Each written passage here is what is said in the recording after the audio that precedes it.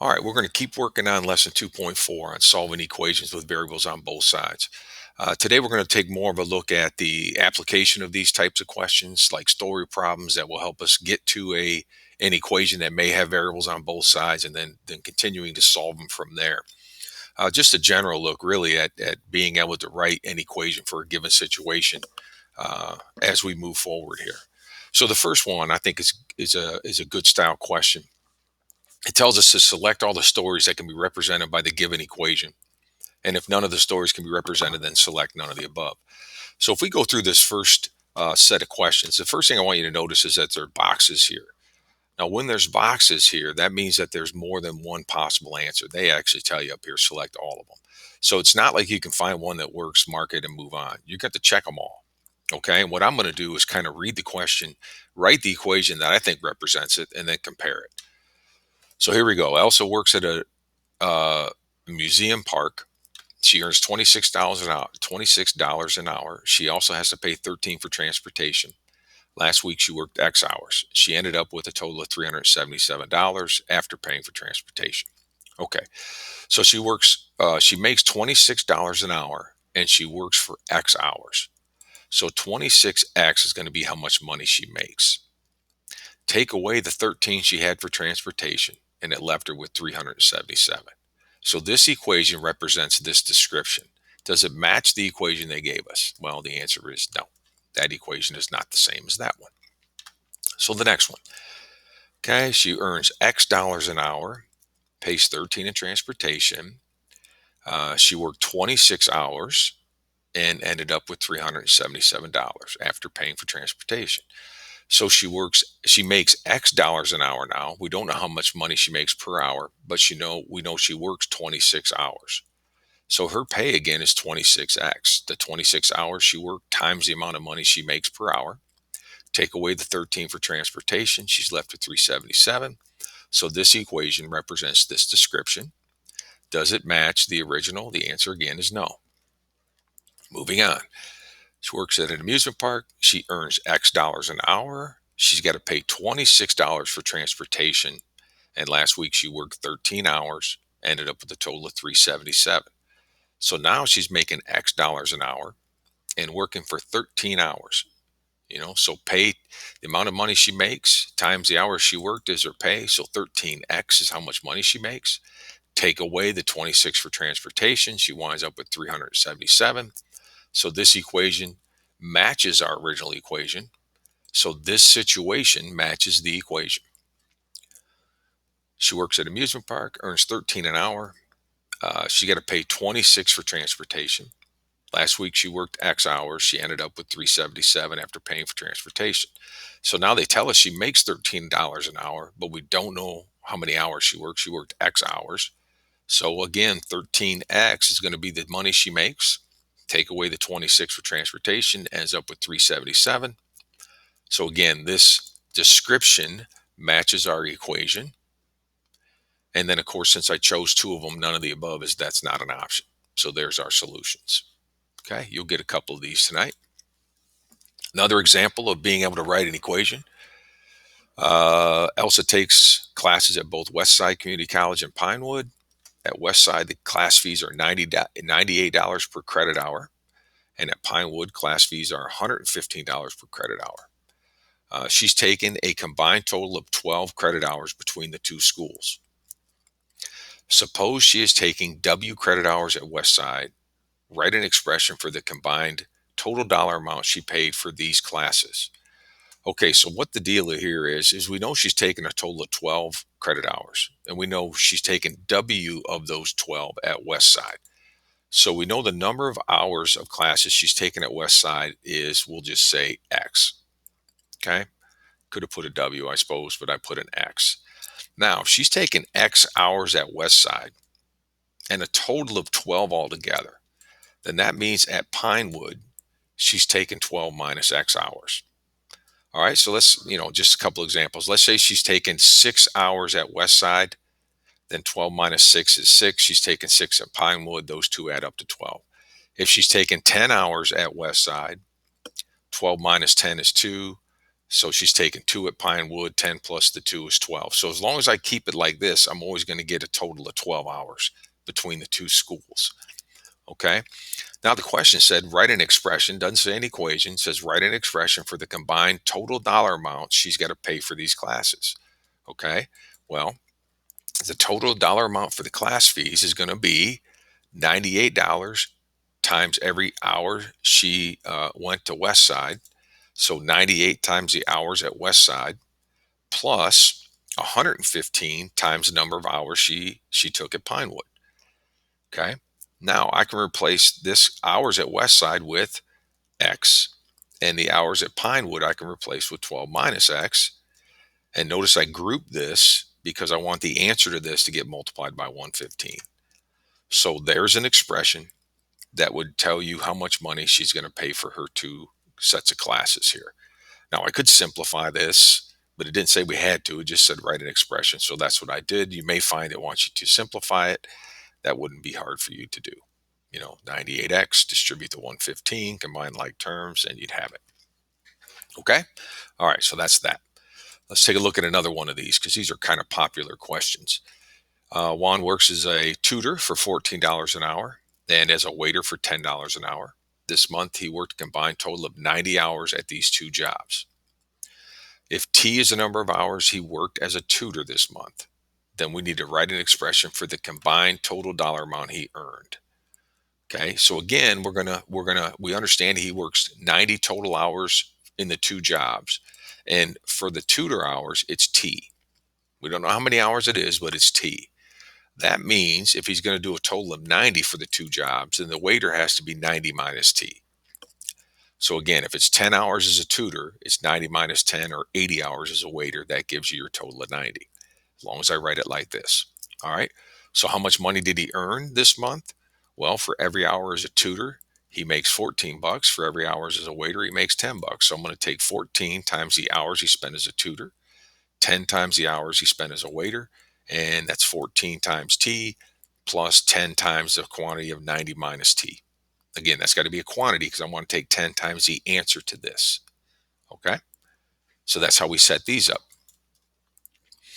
Okay. Another example, and this one's going to wind up giving us a variable on both sides of a word problem, is something like this. So two pools are being drained. To start, the first pool has 3,700 liters of water, and the second one's got 4,228 liters of water. Water is being drained from the first pool at a rate of 31 liters per minute, and water is being drained from the second pool at 42 liters per minute.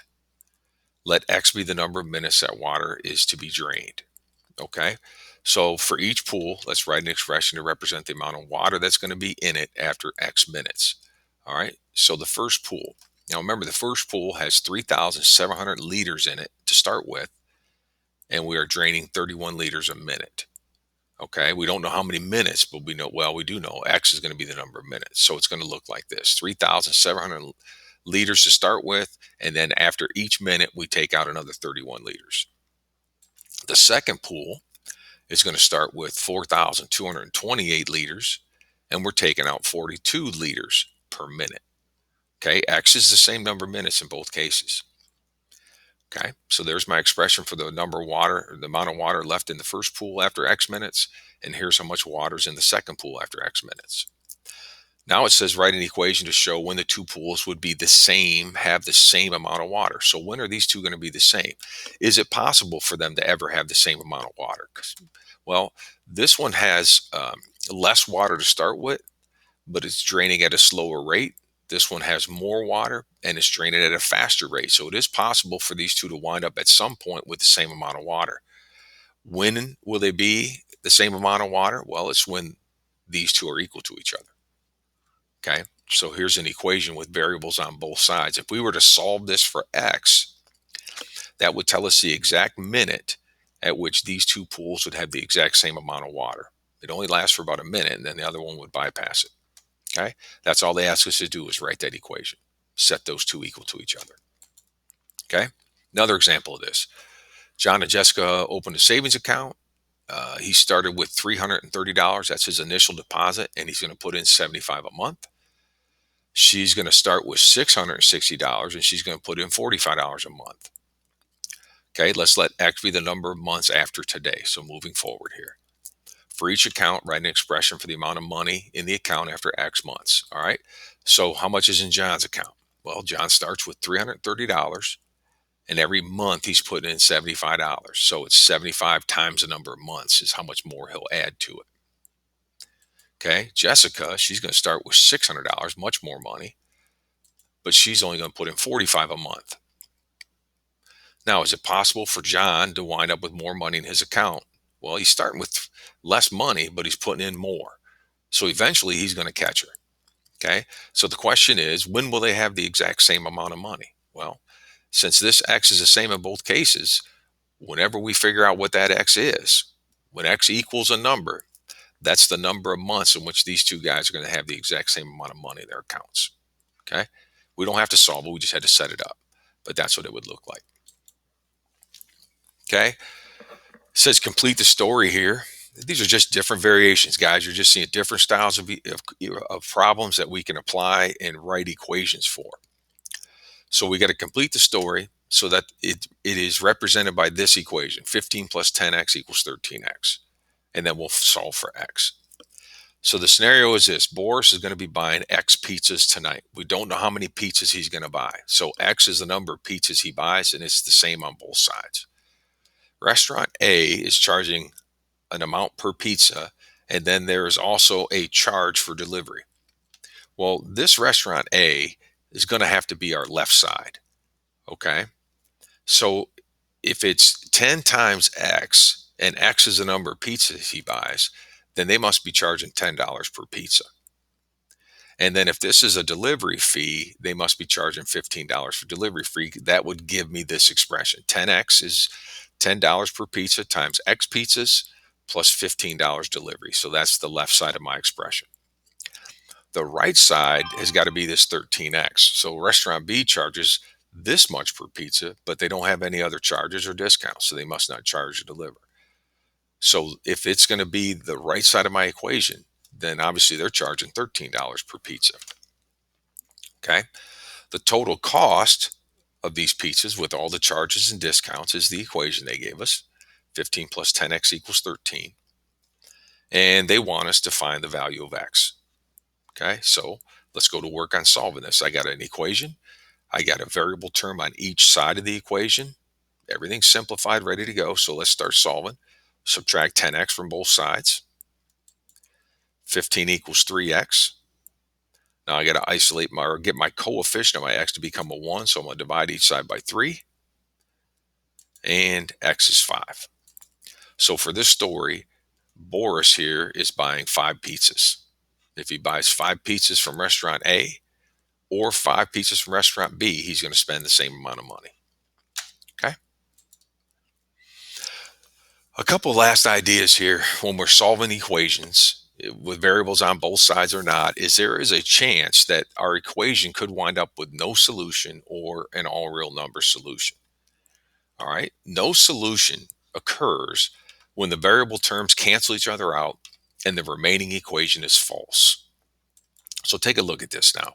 So I got 6y minus 30 equals 20 plus 6y.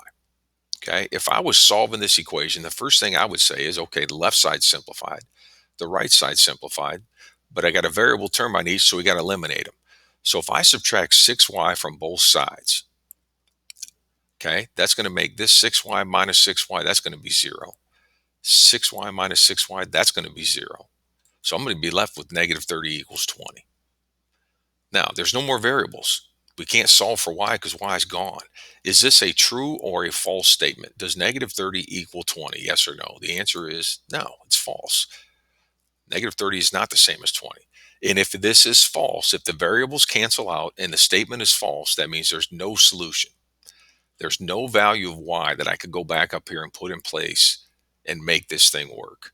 It just doesn't happen. There's no solution. We either write no solution or we put this empty set symbol, one of those two. All right. Now, the other scenario is I solve my equation and the variable term cancels out and the remaining statement is true. Okay. So for example, negative 13 plus 4a equals 4a minus 13. The left side simplified, the right side simplified. I get a variable term in each side, so I eliminate it by subtracting 4a. As I subtract 4a from the left, these two are going to become a 0. 4a minus 4a is 0. On the right, 4a minus 4a is 0. That leaves me with negative 13 equals negative 13. The variable term is canceled out.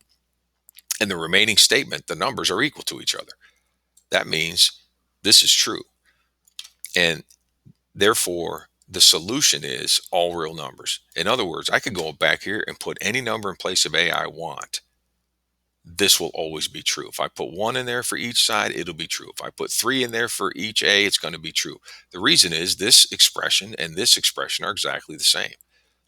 Okay, and because they're exactly the same, it doesn't matter what a is. A could be any number. We call that all real numbers, or we put this kind of cursive R there. Okay, let's take a look at a couple of these. All right, so here it says for each equation, choose a statement that describes a solution. If applicable, give the solution. So here we got a distributive property on each side, and we're going to have a little bit of work to do, right? We're going to solve this equation.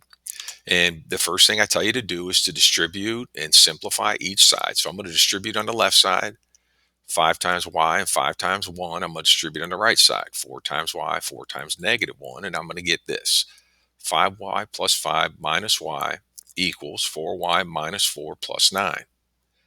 Now, on the left side, I got a 5y and a negative 1y. Those two I can put together. This is like 5y and negative 1y. That's going to give me 4y plus 5. On the right side, the numbers are the like terms, the negative 4 and the 9, and that's going to give me a 5. Now, as you look at this, the left side expression and the right side expression are exactly the same. I could keep solving. If I subtract a 4y from both sides, I'm going to have 5 equals 5. If I subtract 5 from both sides, I'm going to have 4y equals 4y. This is always going to be true. So the answer here is all real numbers are solutions. Okay, I can stop right there. I recognize it, mark my answer. Okay, over here, let's do another one. Distribute the 2 through.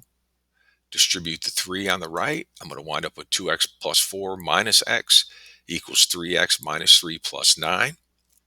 Okay, I got a 2x and a negative 1x. These are like terms on the same side of the equal sign, so I'm going to combine them.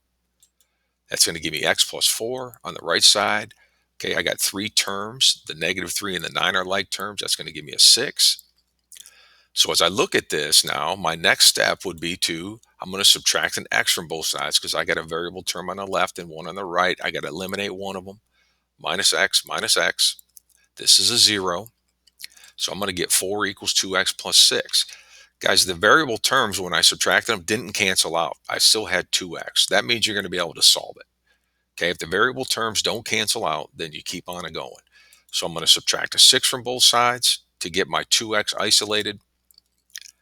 Now I want to make my coefficient become a 1, so I'm going to divide each side by 2, and x is equal to negative 1. So our choice here is x equals negative 1, the middle choice. Okay, so we're going to continue working the concept of solving equations with variables on both sides, but it's going to have a little bit more of story problems to it. We have to, that's what this is all about nowadays, is being able to apply the knowledge to situations. It's not just about being able to solve an equation when I put it in front of you. It's being able to apply it. So working these story problems are very important. Okay, I'll let you get at it.